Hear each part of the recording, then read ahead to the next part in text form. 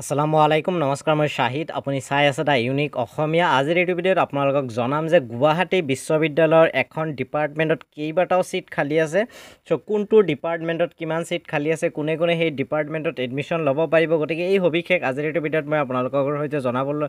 আজি আহিছোঁ গতিকে ভিডিঅ'ৰ মাজলৈ সবিশেষ আগবাঢ়ি যোৱাৰ আগতে মই আপোনালোকক অনুৰোধ জনাম যাতে আগলৈ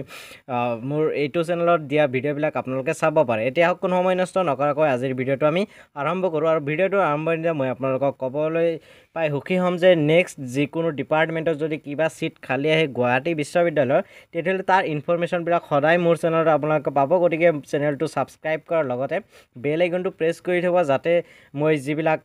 সিট খালি থকাৰ ইনফৰমেশ্যন দিওঁ আৰু আপুনি যাতে সেইখিনি চাই উপকৃত হ'ব পাৰে এতিয়া চাওঁ আহকচোন কোনটো ডিপাৰ্টমেণ্টত কিমান সিট খালি আছে চ' তাৰ কাৰণে আপোনালোকক এখন নটিফিকেশ্যন দেখুৱাব খুজিম এইখন হ'ল অসমীয়া বিভাগ গুৱাহাটী বিশ্ববিদ্যালয়ৰ ফালৰ পৰা নটিফিকেশ্যন অৰ্থাৎ গুৱাহাটী বিশ্ববিদ্যালয়ৰ এছামিজ ডিপাৰ্টমেণ্টত কেইবাটাও সিট খালি আছে আৰু আপোনালোকে স্ক্ৰীনত দেখা পাইছে কিমান সিট খালি আছে মই আপোনালোকক ইয়াতে ধুনীয়াকৈ দেখুৱাই দিম এয়া হ'ল নটিফিকেশ্যন ইয়াতে লিখিছে admission to PG first semester 2024-25 for filling up the remaining 5 seats scheduled to be held on 9th August Friday at 10:30 AM. The seats will be filled up from the Guwahati University category only. The applicants must come with the original documents along with a set of self-attached photostat copies. অর্থাৎ গুৱাহাটী বিশ্ববিদ্যালয়ৰ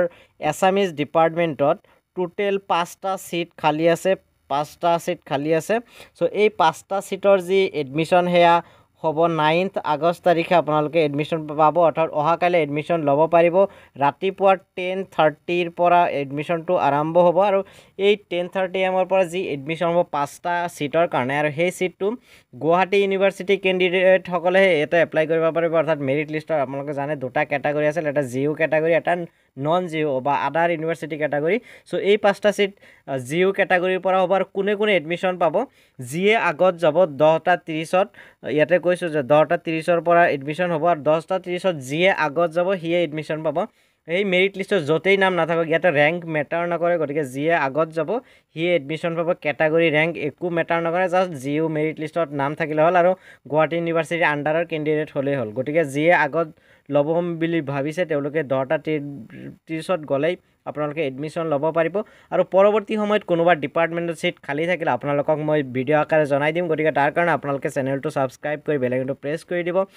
যাতে মই আগলৈ video' upload দিয়াৰ লগে লগে আপুনি notification পাই যায় তদুপৰি আপোনালোকে নটিফিকেশ্যন যদি নাপায় মোৰ টেলিগ্ৰাম চেনেল আৰু হোৱাটছআপ চেনেলত জইন হ'ব পাৰে তাতেও মই ভিডিঅ' দিয়াৰ লগে লগে আপোনালোকে তাতেও